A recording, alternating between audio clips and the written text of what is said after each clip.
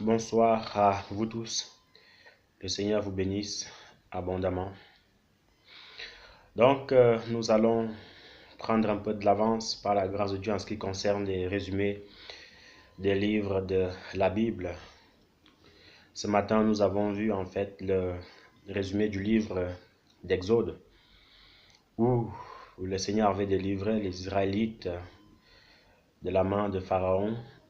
Et l'acteur de ce livre se nommait en fait, si vous voulez, Moïse, et il avait comme collaborateur et collaboratrice son frère Aaron et sa sœur Marie. Et maintenant, poursuivant en fait, voyez-vous, nous allons parler en fait du livre de Lévitique. Lévitique, donc c'est une suite des commandements du Seigneur. C'est l'un des livres, bon, c'est le troisième livre de la Bible, et c'est le troisième livre de l'Ancien Testament. Voilà, donc on peut aussi appeler l'Ancien Testament en fait les Pentateuques. Le, le livre de Lévitique, en fait, comme vous l'avez sûrement entendu, Lévitique qui vient de Lévi. Et Lévi, en fait, voyez-vous, comme on le disait dans le livre d'Exode, c'est une catégorie de personnes, d'enfants de Léa, qui étaient consacrés à ces ministères-là, à savoir Aaron et ses fils. Et dans ce livre, le Seigneur ne faisait en fait que donner ses recommandations à Moïse. Le Seigneur ne faisait en fait que dire à Moïse ce que les Hébreux en fait devaient faire durant leur marche avec lui. Et le livre de Lévitique, c'est aussi en fait, on peut l'appeler, bon, déjà, un livre de la loi. Et un livre de la loi qui veut dire quoi? Qui veut dire que c'est un livre où vraiment il y a toutes les lois du Seigneur qui sont marquées là-dedans. Et je vous encourage vraiment à lire ce livre parce qu'il est très très instructif. Il apprend beaucoup, on apprend beaucoup et le Seigneur ne fait que dire de bonnes choses là-dessus. Vous voyez un peu. Donc nous allons le parcourir petit à petit et puis nous allons voir ce que le Seigneur va nous dire au travers de ce livre-là. Donc le livre de Lévitique en fait au chapitre 2. La Bible nous parle que le Seigneur, voyez-vous, il aime les offrandes. Le Seigneur, il aime des choses en fait qu'on lui offre en fait. D'ailleurs, à chaque fois en fait, dans ce chapitre 2, quand on faisait en fait une offrande au Seigneur, la Bible ne pouvait dire en fait c'était une offrande d'une agréable odeur à l'Éternel. Donc le Seigneur aime nos offrandes, le Seigneur aime quand nous lui donnons en fait des choses. Mais par contre, ce qu'il déteste, c'est quand on lui donne en fait des offrandes qui ne l'honorent pas ou des offrandes en fait qui sont périmées à, par exemple, le Seigneur le détestait quand on lui offrait en fait un animal avec un pied cassé, quand on lui offrait en fait un animal handicapé. Non, le Seigneur n'aimait pas ça. Donc, voyez-vous, donc le Seigneur aime beaucoup nos offrandes, nos offrandes. Et le Seigneur aime tous ses enfants, en fait, qu'il donne ces offrandes-là avec un bon cœur, tout simplement. En poursuivant, nous avons au chapitre 3, le Seigneur aime aussi, en fait, les actions de grâce. Bon, les actions de grâce, c'est comme aussi, en fait, les offrandes. Mais c'est quelque chose, en fait, de plus, un petit plus pour le Seigneur quand on lui donne cela. Donc ça, c'est le chapitre 3 qui en parle. Et puis après, quand on arrive au chapitre 4, nous voyons en fait les sacrifices d'expiation. C'est-à-dire quoi? C'est-à-dire que, voyez-vous, à cette époque-là, pour se faire pardonner de nos péchés, pour se faire purifier de nos péchés, il fallait offrir quelque chose au Seigneur. Il fallait aller le donner en fait au sacrificateur, et le sacrificateur en fait posait la main sur l'animal et la personne en fait était pardonnée. C'était complètement en fait un rite, mais tout un rite pour être sauvé, pour être pardonné et pour qu'en fait les choses en fait reviennent dans l'ordre tout simplement. Et tout cela nous le voyons au chapitre au chapitre 4 de ce livre-ci. Et puis, voyez-vous, quand nous arrivons au chapitre, bon, on va sauter des chapitres, on ne va pas forcément aller chapitre par chapitre. Quand nous arrivons en fait au chapitre 9, la Bible en fait nous montre comment le service euh, de sacrificateur était très pointilleux, comment le service d'Aaron et de ses fils était très pointilleux, puisque la Bible nous dit en fait dans le livre de Lévitique 9 que Aaron et ses fils devaient rester 7 jours dans l'entrée de la tente d'assignation pour être consacrés par Moïse, sinon ils mourraient. Par exemple, on voit ça dans Lévitique, premièrement, Lévitique 8, versets 33 à 36. Donc, c'était quelque chose à prendre très, très au sérieux. C'est quelque chose, en fait, on ne plaisantait pas avec. C'est aussi, j'encourage, et moi aussi, je m'encourage par la grâce de Dieu à ce que nous qui voulons faire l'œuvre de Dieu, nous qui sommes dans l'œuvre de Dieu, ceux qui sont dans l'œuvre de Dieu, qui sont là-dedans, il ne faut pas s'amuser avec les choses de Dieu. Il ne faut pas s'amuser parce que ce n'est pas parce que le Seigneur ne dit rien maintenant, ce n'est pas parce qu'il ne réagit pas maintenant que tout va bien. Non. Mais il nous laisse le temps parce qu'il sait que le jour où il va agir, quand ça va barder, ce sera terrible.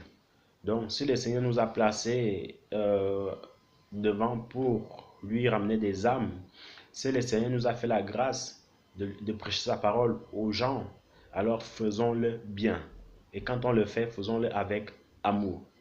Mais ne pas s'en accaparer des âmes, ne pas faire l'œuvre de Dieu par contrainte et ne pas faire l'œuvre de Dieu aussi en fait par intérêt. Non, ce n'est pas bon.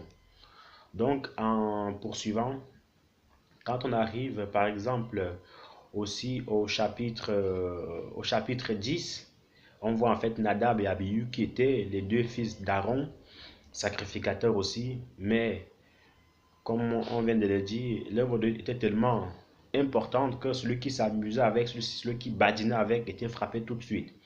Et ces deux jeunes hommes en fait vont mourir parce que parce que ils avaient présenté un fait étranger dans la maison de Dieu. Ils avaient présenté quelque chose qu'il ne fallait pas présenter dans la maison de Dieu. Et le Seigneur, en fait, les a frappés. Ils sont tous morts. Donc, c'est pour dire quoi? C'est pour dire que Dieu nous aime, mais il n'aime pas, en fait, notre négligence. Et son amour et sa grâce, en fait, se manifestent en nous. Et sa méchanceté, sa justice aussi, en fait, se manifeste dans n'importe qui d'entre nous.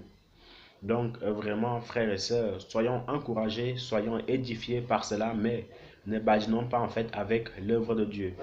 Il n'y a qu'à lire Lévitique chapitre 10, le verset 1, où ces deux jeunes hommes en fait vont mourir tout simplement. Et le pauvre Aaron, il ne pouvait rien dire puisque c'était la volonté de Dieu. Et le pauvre Aaron, il avait reconnu que c'est le Seigneur qui avait fait cela et il n'a même pas en voulu au Seigneur. Et puis, quand on continue au chapitre 11, la loi en fait nous parle, donc le livre nous parle des différents animaux qui étaient interdits dans la Bible. Voilà, il y a complètement en fait toute une liste d'animaux qui étaient interdits, toute une liste, et puis parmi cette liste-là en fait, il y avait le corbeau, il y avait le porc, il y avait encore d'autres que le Seigneur avait interdit en fait aux enfants d'Israël. Et vous voyez aussi la catégorie de ces animaux-là, en fait, ils avaient quelque chose de spécial.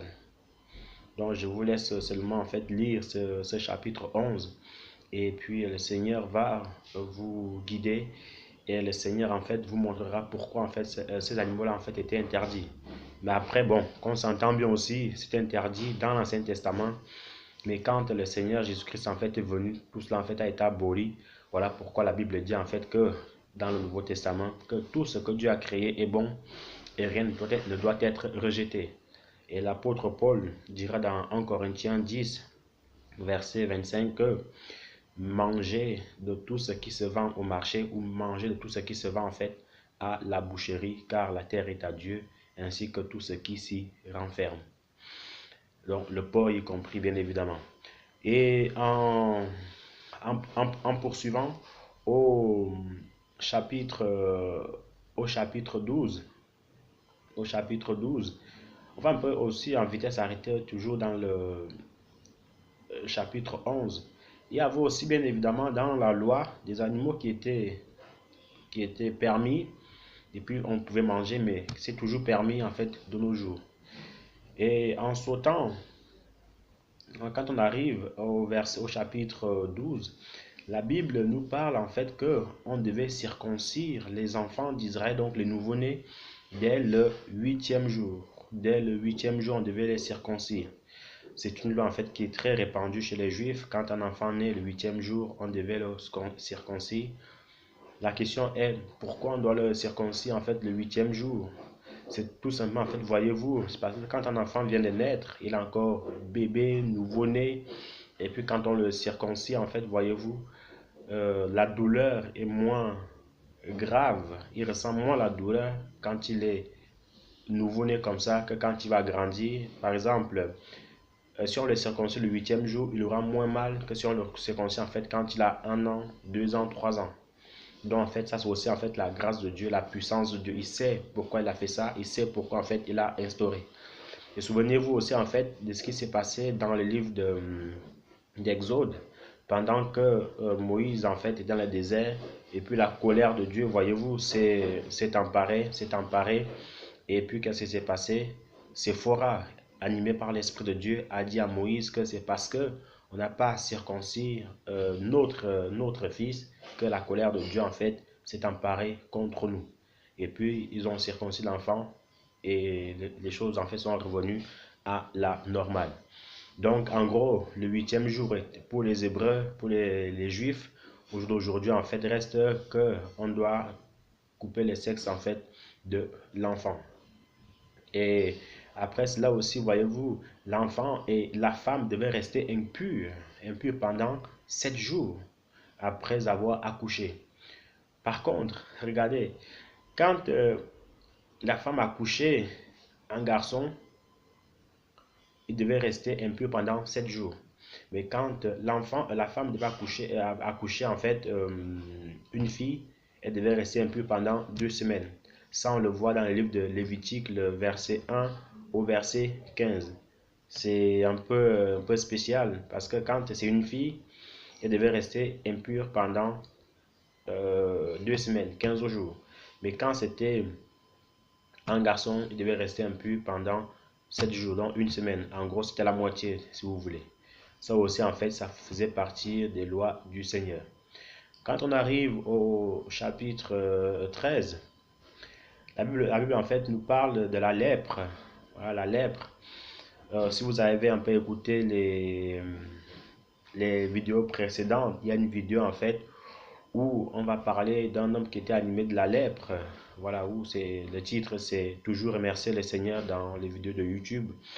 Où la lèpre était une maladie très très répugnante. La lèpre était une maladie très très détestée.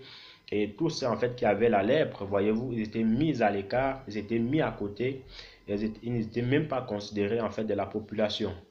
Donc en gros, celui qui avait la lèpre, en fait, c'était fini pour lui. Et la lèpre, c'était quoi? Comment en fait les prêtres en fait examinés devaient dire si la personne en fait était lépreux. Ils faisaient en fait tout un diagnostic en fait, tout un diagnostic, comme les docteurs de maintenant. Et après quoi en fait, ils déterminaient si c'était la lèpre ou pas, ou c'était juste des simples tâches. Et puis quand c'était des simples tâches, il n'y avait pas de problème. Mais quand c'était de la lèpre, alors c'était grave, c'était la mort pour la personne parce qu'en fait, il était mis en quarantaine. Le pauvre, il ne pouvait plus avoir de femme ni d'enfant, tout simplement. Et ça, on le trouve dans le livre de Lévitique, chapitre 13, le verset 43 au verset 46. Quand nous arrivons au chapitre 14, la Bible en fait nous parle de sacrifice de culpabilité, le sacrifice pour le péché qui appartient en fait au prêtre. Donc en fait, on devait ramener des choses saintes, comme on le disait tantôt, pour être pardonné en fait de nos péchés, pour être purifié en fait de nos péchés.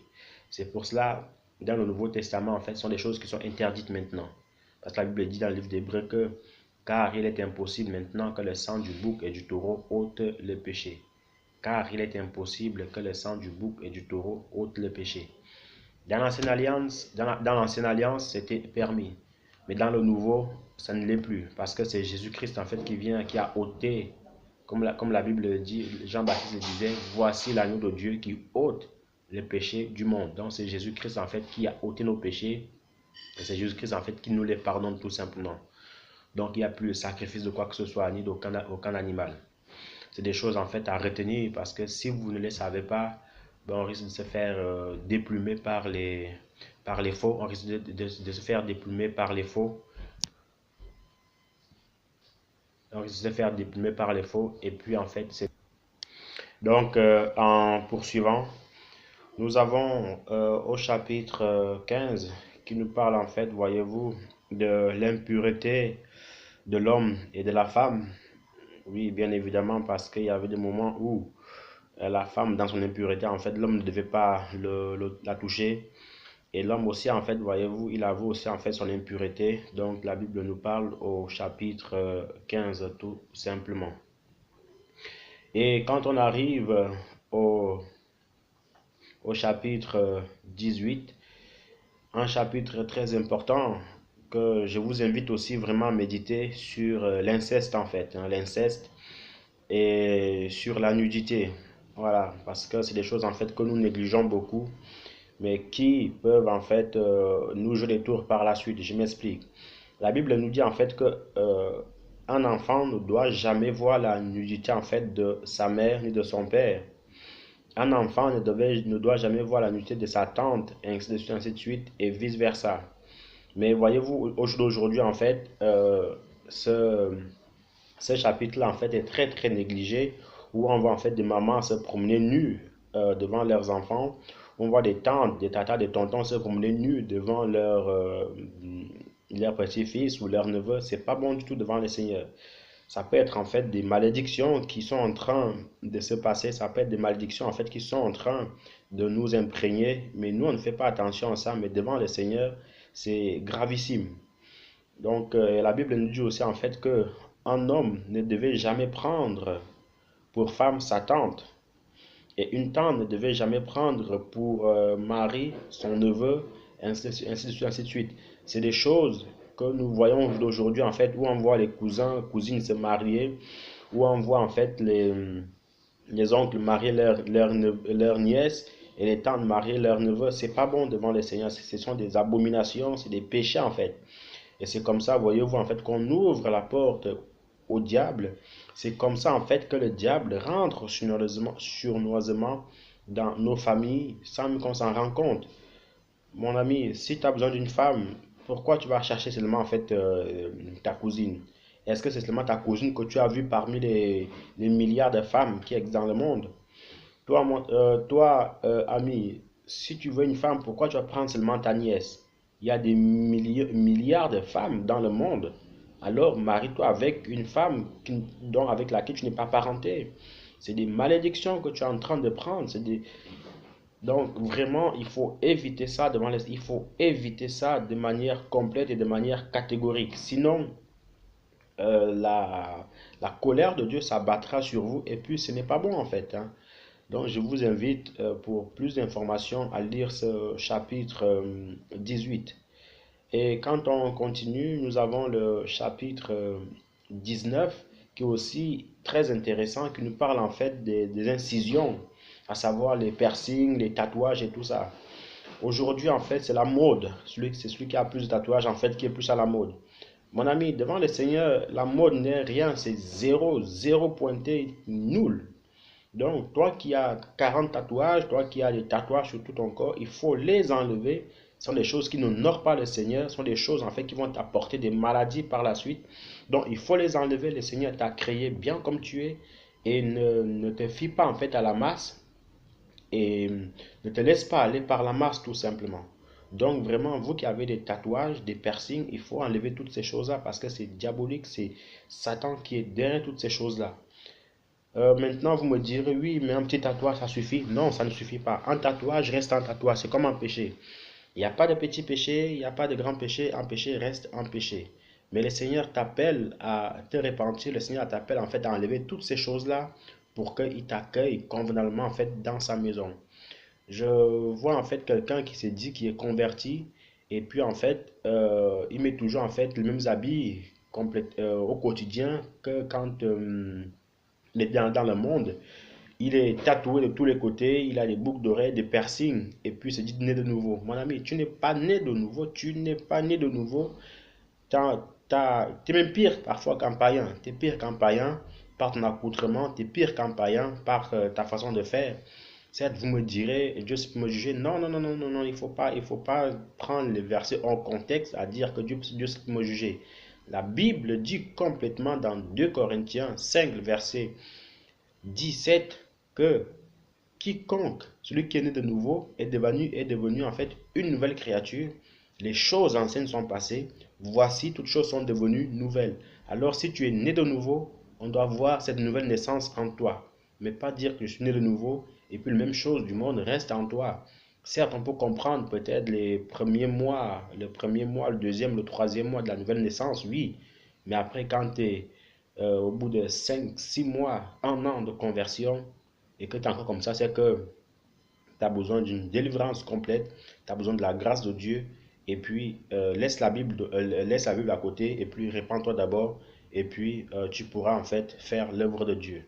Donc vraiment, une fois de plus, je vous invite à lire ce chapitre-là, donc le chapitre 18, le chapitre 19, et puis aussi le chapitre 26 qu'on va y arriver par la grâce de Dieu. Donc tout ce qui est piercing, tout ce qui est tatouage, et il faut éviter, il faut pas qu'il faut les éviter, mais il faut les enlever, il faut les enlever. Toi, enfant de Dieu, il faut les enlever et avoir le corps que le Seigneur t'a donné. Et ça ne sert à rien de suivre la masse parce que quand le Seigneur viendra, il ne prendra pas ceux qui ont suivi la masse, mais il prendra en fait ceux qui ont suivi sa parole en entière. Donc, c'est un peu ça. Et puis, quand nous continuons un peu, on arrive au verset 21, au chapitre 21. Nous avons en fait les interdictions que les grands prêtres avaient. Oui, les grands prêtres avaient des interdictions. Par exemple, quand on lit le chapitre 21, le verset 10 au verset 11, la Bible nous dit en fait que les grands prêtres avaient interdiction de déchirer leurs vêtements. Même s'ils étaient fâchés comment, ils avaient interdiction de déchirer leurs vêtements. Ça se trouve dans Lévitique 21, le verset 10 au verset 11. Donc, parce que c'était des vêtements en fait sacrés, c'était des vêtements en fait consacrés à Dieu et brodés avec finesse, avec amour et avec crainte de Dieu. Donc, voilà un peu. Et quand nous lisons, on rebondit en fait au, au chapitre 22. Excusez-moi, je confonds toujours les versets et les chapitres. Quand nous arrivons en fait au chapitre 22, le verset 22, verset 25, la Bible nous parle en fait des bêtes qui étaient interdites d'offrir au Seigneur. Voyez-vous, on l'a dit avant que le Seigneur, il aimait tellement les sacrifices, les offrandes, il les a créés en fait comme, il les accueillait comme un parfum de bonne odeur. Mais par contre, celui qui lui offrait en fait des bêtes avec des pieds cassés, des bêtes avec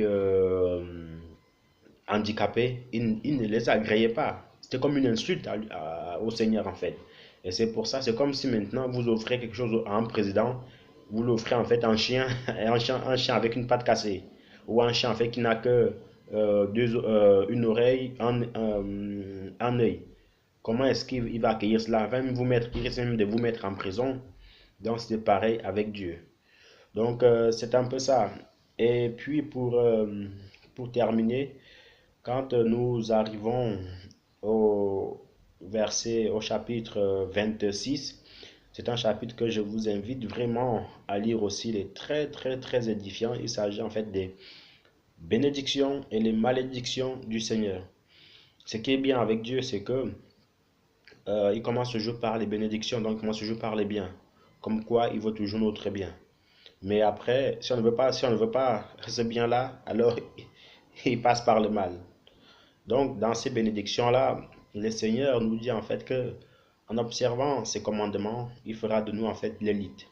En observant en fait ce commandement, il fera de nous la tête et non la queue. En observant ces commandements, il nous placera en fait euh, très très haut, au-dessus en fait de toutes les nations. N'est-ce pas grandiose, n'est-ce pas magnifique quand le Seigneur nous fait une telle promesse? Seulement, il faut que nous obéissions en fait à sa parole. Le livre de Lévitique comporte 20, 26 chapitres par la grâce de Dieu. Et c'est un livre aussi intéressant. Non, j'ai rien dit. Il comporte plutôt, pardon, 27 chapitres. J'ai oublié un chapitre. Il comporte 27 chapitres. Et je vous invite aussi en fait à le lire. C'est un livre de la loi. Donc, ne prenez pas le mot loi dans la mesure où c'est une loi comme ça, non. Mais prenons plutôt en fait le mot loi, le mot loi dans la mesure où ce sont les prescriptions de Dieu, c'est la loi du Seigneur, ce sont ses règles et ses commandements. C'est dans le sens en fait qu'il faut voir les choses. Vous voyez un peu. Donc, c'est un peu ça. Que le Seigneur vous bénisse abondamment, que sa grâce puisse luire dans votre vie. Et puis, bonne soirée et beaucoup de courage dans son œuvre. Bye bye.